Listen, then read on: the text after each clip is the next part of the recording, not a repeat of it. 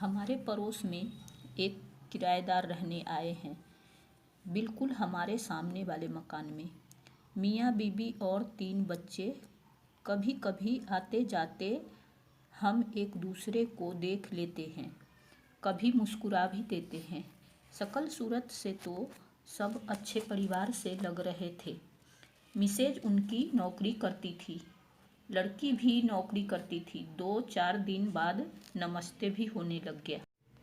एक दिन मैं अपनी छत पर टहल रही थी तो देखी कि पास वाले खाली प्लॉट में किराएदार आए हैं। वो घने जंगल में बैठे हैं। देख करके मेरा दिमाग ठनका कि इतनी जंगल में कोई अच्छा इंसान तो बैठ नहीं सकता। पता नहीं क्या कर रहे हैं। ऐसा सोचकर मैं ध्यान से देखने लग गई। फिर एक दिन देखी, 2 दिन देखी, रोज का उनका यही काम। एक दिन उनकी मिसेज ड्यूटी जाने के लिए निकली जा रही थी और मैं भी निकली जा रही थी। दोनों आमने सामने हो गए तो मैंने उनसे पूछा लिया कि भाई साहब की तबीयत खराब रहती है क्या? उन्होंने जवाब दिया, हाँ, उनकी दिमागी हालत ठीक नहीं, वह डिप्रेशन के मरीज हैं। क्या करूं? दवा खाते नहीं और तबीयत खराब होती जा रही है। जाते जाते मैंने उनसे पूछा, आपका नाम क्या है? उन्होंने पलटकर जवाब दिया, मेरा नाम रोशनी है। और बच्चों का क्या क्या नाम है? उन्होंने फिर जवाब दिया, आकर के बताऊंगी, अभी ड्यूटी के लेट हो रही हूँ। ठीक है भाभी। फिर दूसरे दिन वह अपने दरवाजे पर आकर के खड़ी हुई थी तो मैंने उनसे पूछा, भाभी ड्यूटी से आ गई? एक दिन रोशनी भाभी के घर से बहुत ज़ोर ज़ोर से सामान पटकने की आवाज़ आ रही थी और सब लोग आपस में एक दूसरे से लड़ाई कर रहे थे। मुझे सब साफ साफ तो नहीं पता लग रहा था, लेकिन यह लग रहा था कि बहुत ज़ोर ज़ोर से लड़ाई हो रही है।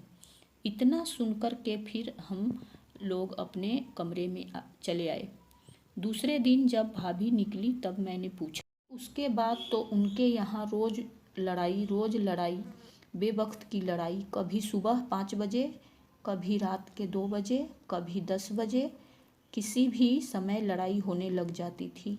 दिन में तो होती ही होती थी। आदमी भी जोर जोर से चिल्ला रहा था, औरत भी लड़ाई से।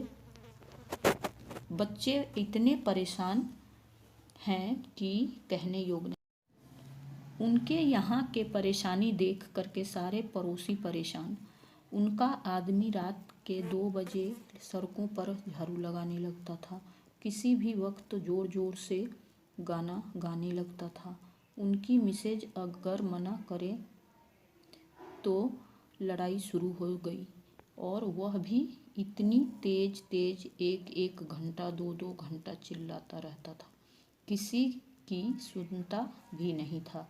जो लोग समझे, उस इंसान का यही काम था, पूरी गली के सड़कों पर झाड़ू लगाना, पूरे मोहल्ले की, सिर्फ गली ही नहीं, और उसके बाद सारे नालियों को हाथ से साफ करना, उसमें से कूड़ा निकाल करके बाहर रख देता था या प्लाट में फेंक देता था। जो आने जाने वाले लोग थे वह सब उसकी इस हरकत को देख करके बहुत परेशान होते, पर किसी का सुनता भी नहीं था। घर से नाली साफ करके जाता था, कभी हाथ धोया कभी नहीं धोया और सीधा रसोई में घुस जाता था। बच्चे तो कुछ बोल पाते नहीं थे डर के मारे। माँ होती थी तो मना करती थी, उससे भी लड़ने लग जाता था, लेकिन फिर भी थोड़ा सा उससे डरता था। बाकियों को तो कोई इज्जत ना करता था। और पूरे दिन 20 बार घर को धोना, कपड़े को धोना, पहने हुए कपड़े को धोना। सर्दी के दिनों में अपना बिस्तर तकिया सबको धो देता था और धोकर के पानी टपकते बिछा लेता था और उसी पर रात के सो भी जाता था। रात भर गीले बिस्तर पर भला कैसे नींद आए। रात भर इधर से उधर, उधर से इधर करवट बदलता रहता था। रजाई भी गीला हो जाता था उसकी बिल्कुल खबर नहीं कि और भी कपड़े गीले हो जाएंगे। पर भी चैन नहीं। वह आज जिसको धो करके सोया है उसे सुबह उठ करके फिर से दोबारा से धो देता है। सर्दियों में धूप ऐसे ही नहीं निकलती तो फिर दोबारा गीले पर सोएगा और जितना घर के साबुन सर्फ है उन सबको ख़त्म करके ही मानता है। अपने ही धोएगा कपड़ा और दूसरों को भी अगर आमने सामने डाला है तो उसको भी धो देगा। मैं रोशनी भाभी के नंद से भी बात की थी। उन्होंने बताया कि यह धोने खींचने वाला जो सिम्टम जो है वह इस बार बीमार हुआ है 1 साल से, तब से है। नहीं तो पहले बीमार होता था तो खाना नहीं खाता था और कमरे में बंद हो जाता था। कभी कभी पानी पी लिया, अपने माँ बहनों को मारने की धमकी देता था। उसकी नंद बता रही थी कि जब पहली बार बीमार हुआ था तब कुछ और लक्षण थे। ज़्यादा गुस्सा करता था और फिर एक दिन बोलने पर घर छोड़ कर के भाग गया और 10 दिन 15 दिन तक के वापस नहीं आया। सब लोग ढूंढ रहे थे इधर से उधर।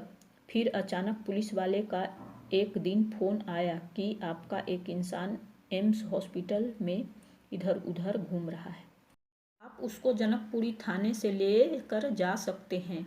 यह खबर रात के 10 बजे आती है। उसकी बहन के फ़ोन पर फ़ोन आता है कि उसको ले जाओ। बहन बोलती है मैं रात के 10 बजे जनकपुरी कैसे आ सकती हूँ, सुबह में आऊँगी। सुबह 4 बजे पुलिस वाले का फिर फ़ोन आता है, आ रहे हो?